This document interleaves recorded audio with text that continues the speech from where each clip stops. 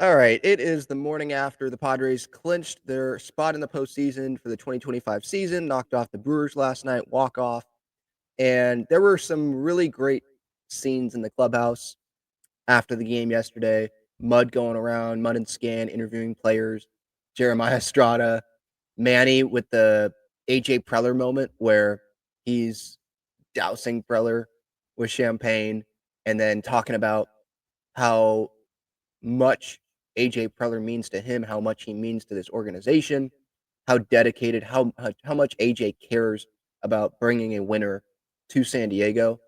Um, that was really cool to watch. Um, just because in the midst of celebration, it wasn't just a quick answer from Manny. Oh yeah, AJ means a lot. No, like he went into detail about AJ going to Miami to visit him and the amount of time that they were talking. Um, and it just it was not a quick answer. It was a pretty genuine answer for someone that was in the middle of a celebration. And um I don't know how let's just put it this way. I don't know how drunk Manny was at that time, but it seemed like his influence rubbed off on a lot of guys. And again, like what I said last night, same thing I stand by. Enjoy the moment. They should be enjoying the moment.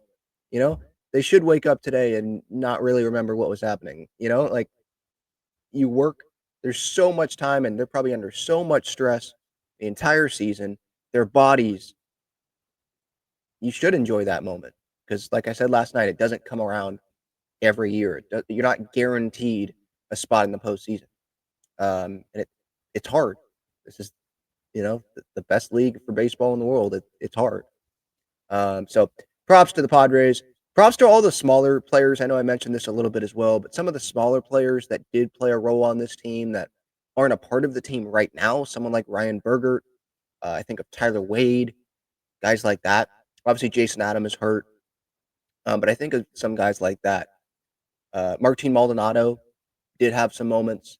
So I just think of some guys like that where it's like they were a part of this, even though they're not a part of it now, you know? But getting to my main point of this video here, Peter Seidler. This is someone obviously who has meant a ton to this organization. This organization would not be where it's at if Peter Seidler wasn't the owner and wasn't the guy turning this thing around and having the vision and having the confidence, having the I don't care about what everyone else is saying around the league. Um, that attitude about it and just saying, no, I'm going to go spend because this city deserves that dedication from one of their owners. This city deserves a winner. So I'm going to go do it. I'm going to go put this team, I'm going to give my GM the best opportunity to put that winner on the field consistently. So this 2025 Padres team, yes, John Seidler has his name on it, but it's still Peter's team.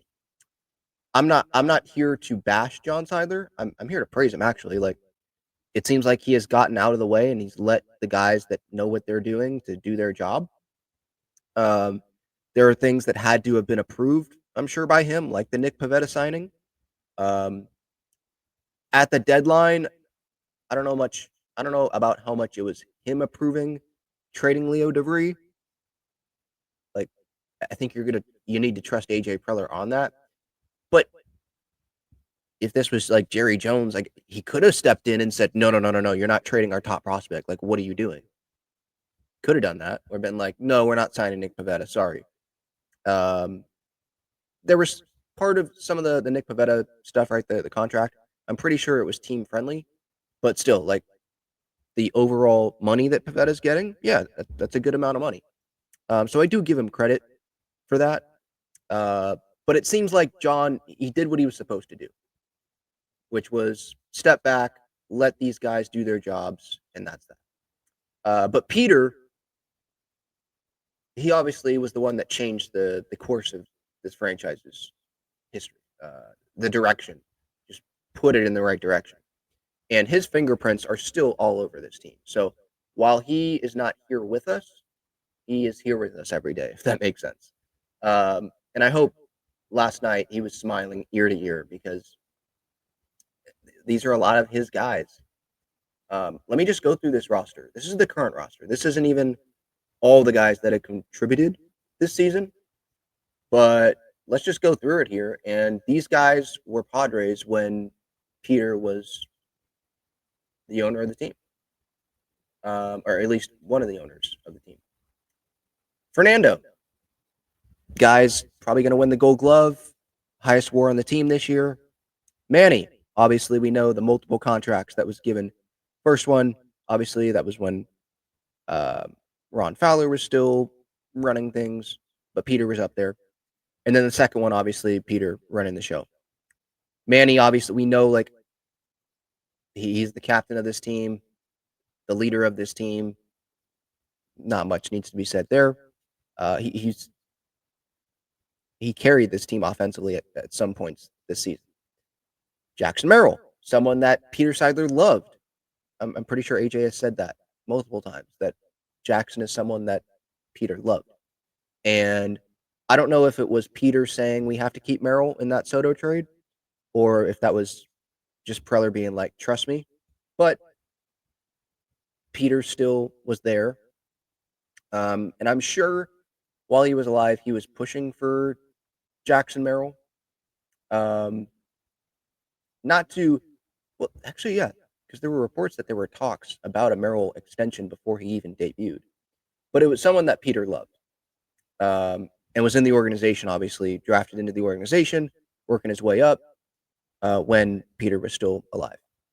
Jake Cronenworth, obviously, the extension given to him. And obviously, he started out as not a big name player, last guy on the roster, and then Eric Hosmer, I think, got a flu bug or stomach bug, something. And then Crony takes over, and rest is history. Obviously, the huge hit in the postseason, all that.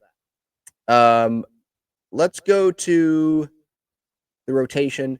Darvish, someone that came in 2021, and Peter gave him a contract. Darvish is someone that has made big starts for the Padres in the postseason, and that's one of the first names you think of when it comes to big names on the Padres. And like Darvish is going to go down as one of the better pitchers of this generation, era, whatever. He's up there. He's really talented. So we know the postseason start that he had last year, where he did his job and the offense didn't do theirs in the game 5, right? Season on the line. But yeah, like Darvish has been big. Robert Suarez, Adrian Morejon. Him, Crony, and Manny they're the only ones that are on this team that have been here for the entire run. And what I mean by that is starting in 2020 when they made the postseason, because now it's been 4 of the last 6 years that they've made the postseason. And Morejon, to be able to be an all-star this year, and because he was not as big of a piece, obviously, as Manny, as Crony during this run, but this year he was arguably the biggest piece of those 3 guys.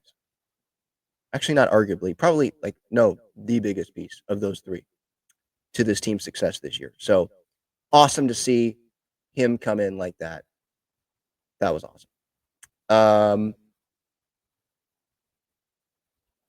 Next on the list would be Bradley Rodriguez. That was not a major league guy. That was international signing. He was in the organization, but not really going to count that. Xander, someone who had good months, good stretches this season, and he's expected to be back today. But yeah, Xander, obviously that's a contract that's been criticized, and Peter knew that he was going to be gone, so he just needed to spend this money to bring in a superstar. Even if that's the case, like, I'm still going to respect it, because that meant that he wanted to win. He wanted to win for this city, and even if he wanted to win selfishly, which it's not really selfishly, because you got a whole city that wants the team to win too. What do we want from our owners? What do people complain about when it comes to ownership? Them not spending money on stars. them being, I don't know, just looking at their pockets and trying to put money into their pockets instead of spending the money to try to go win, which is what you're supposed to do when you're an owner. Peter, I'd rather, if I'm a fan, I'd rather be criticizing an owner for spending too much money on a star that isn't the same guy than to be like, oh, this guy's not spending his money, right? Because at least the owner's trying. And like Xander's still a talented player, and he can definitely come through with some big moments this postseason. Hopefully, he will be healthy and good. He went through a pretty big workout. It sounds like yesterday before the game. Padres wanted the medical staff to be keeping an eye on him, go through a workout, and then see how he recovers. And it seems like it's all good, so he'll be in there today. Things could change. He could come to the ballpark today and it'd feel different, but seems like things are trending in the right direction there. But yeah, Xander, hopefully this Peter signing will, I mean, what kind of cool thing would that be, right? Like he comes up with a huge hit to send the Padres to the World Series or something. I feel like a lot of people would be forgetting about what's happened in the past there. Joe Musgrove, obviously, that's a huge connection to Peter Seidler. Peter loved this San Diego community. Joe Musgrove, San Diego kid, the no hitter, the huge postseason starts while Peter was still with us in 2022. Contract that he got before that, like, yeah, big guy. I know this year Tommy John, but don't get it twisted. This guy still had an impact on this team because he's been around the team all year. Most guys wouldn't go on road trips. He's been on almost every road trip with this team. So you bet he's not just sitting there and not doing anything. He's looking at scouting reports. I'd be surprised if he wasn't. I'd be surprised if he wasn't looking at helping other starters look back at their starts to see what they're doing and watching bullpens and giving advice and talking to Ruben about certain things. So, and giving advice to young guys. Like he's had it. Just because you're not on the field doesn't mean that you're not having an impact. Let's see. David Morgan, non-drafted free agent, August 2022. Campy, now this is where we go off the roster a little bit, but Campy obviously been in the organization, and that was someone that I'm sure Peter was high on at some point and had that optimism, and hasn't panned out. We'll see what his future is, but that's another guy that has been linked. I'm just trying to shout out some guys that have been in the organization when Peter was here and still had an impact on this year's team. Eggy Rosario. Let's see. Tirsa Ornelas. Matt Waldron. Alec Jacob. So those are just some of the guys. But yeah, like the amount of names that I went over there. Sure, there's key names that have been acquired since, obviously, like it's AJ Preller, but there's a lot of names here that was Peter Seidler being like, AJ, I trust you.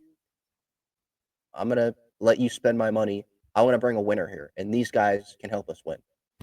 And the vision is playing out. Has it totally played out? No, they haven't gotten to the World Series. They haven't won a World Series. But that's something that's out of Peter's control.